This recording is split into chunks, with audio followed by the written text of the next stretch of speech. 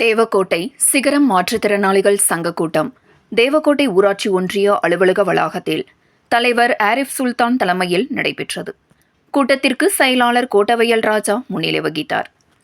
தேவக்கோட்டை சிகரம் மாற்றுத்திறனாளிகள் சங்கத்தின் தலைவராக ஆரிஃப் சுல்தான், துணைத் தலைவராக முத்துலிங்கம், செயலாளராக கோட்டவையல் ராஜா, துணைச் செயலாளராக சாகுல் ஹமீத், பொருளாளராக பாண்டியராஜன் மற்றும் செயற்குழு உறுப்பினர்களாக குணா, சாமிக்கண்ணு, யோகலட்சுமி, ரேவதி, பன்னீர்செல்வம், சிவந்தி, ஆனந்தி, துரை, பூமிநாதன், ராஜ்குமார், பிரேமா ஆகியோர் தேர்ந்தெடுக்கப்பட்டனர்.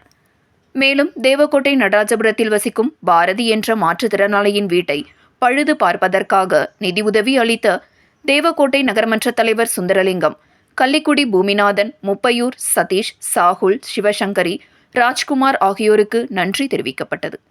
மேலும் இந்த உதவிகள் கிடைப்பதற்கு பெரும் முயற்சி எடுத்த சங்க செயலாளர் கோட்டவையல் ராஜாவுக்கு சங்கத்தின் சார்பில் நன்றி தெரிவிக்கப்பட்டது. இக்கூட்டத்தில் சட்ட ஆலோசகர் இப்ராஹிம், கௌரவ தலைவர் வள்ளியப்பன் மற்றும் சங்க நிர்வாகிகள், சங்க உறுப்பினர்கள் கலந்து கொண்டனர்.